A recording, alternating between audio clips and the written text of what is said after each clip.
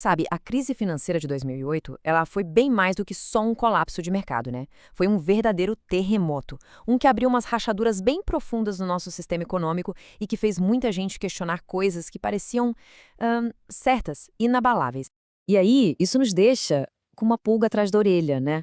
Por que será que esses tsunamis financeiros não parecem ser acidentes, mas sim parte do jogo, do funcionamento normal do sistema? O colapso de 2008 talvez não tenha sido uma anomalia, mas sim o sintoma de algo bem mais profundo. Ok, vamos mergulhar fundo nessa ideia agora. O material que a gente está analisando hoje parte de uma tese bem provocadora, a de que o capitalismo funciona como um parasita. A lógica é a seguinte: como qualquer parasita, ele precisa de um organismo hospedeiro para poder se alimentar e crescer.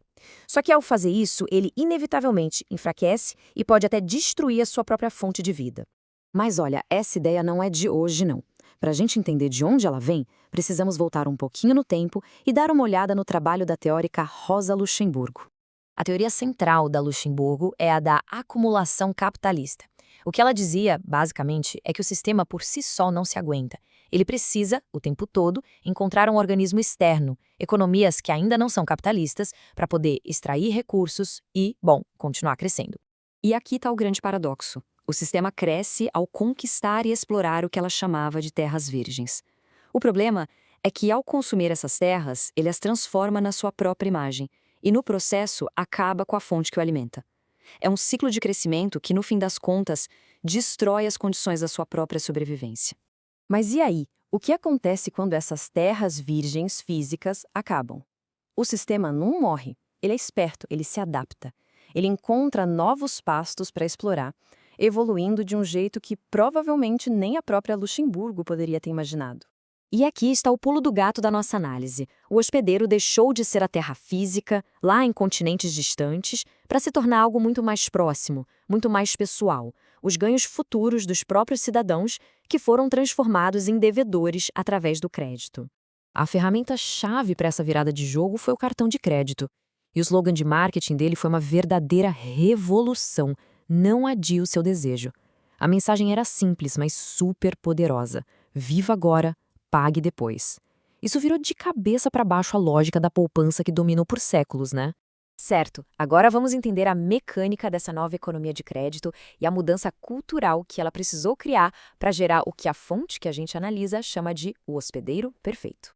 O processo é um ciclo, quase uma armadilha perfeita. A promessa de ter o que se quer agora leva à dívida.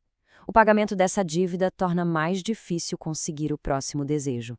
E qual é a solução que o sistema oferece? Mais dívida, claro. O objetivo final não é que a dívida seja paga, mas que ela se torne algo permanente.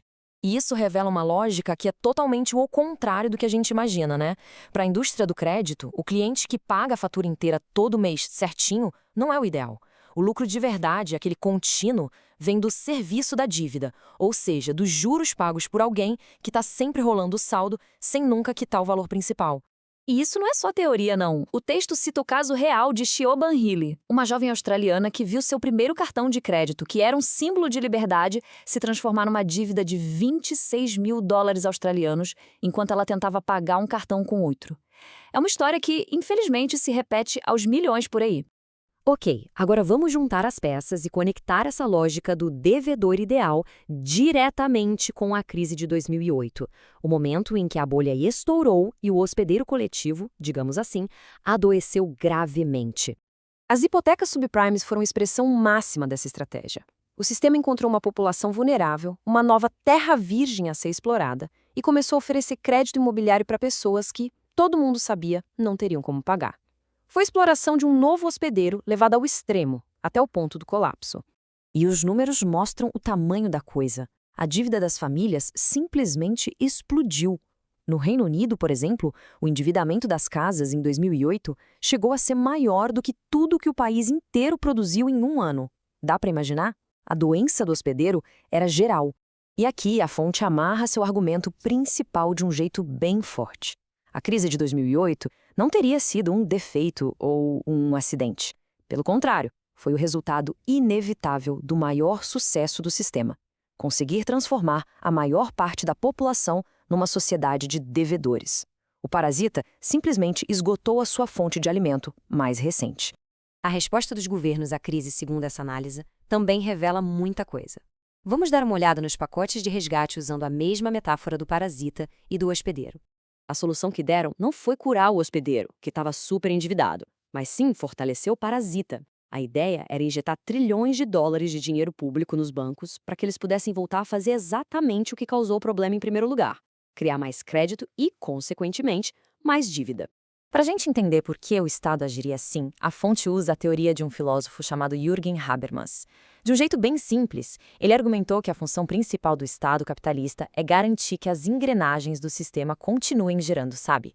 É ter certeza de que o capital pode comprar o trabalho e que o trabalho esteja comprável. E o ponto aqui é muito interessante. O papel do Estado meio que evoluiu. Numa sociedade de consumidores que vive de dívidas, a função principal do Estado muda, de apoiar a produção, para garantir que sempre exista crédito disponível para manter o consumo girando. E os exemplos são bem concretos. A fonte cita 92 bilhões de dólares em subsídios para grandes empresas em 2006. Cita o resgate de 250 bilhões para os bancos. E o mais chocante, relata que 70 bilhões desse dinheiro público foram usados para pagar bônus a executivos das mesmas instituições que causaram a crise.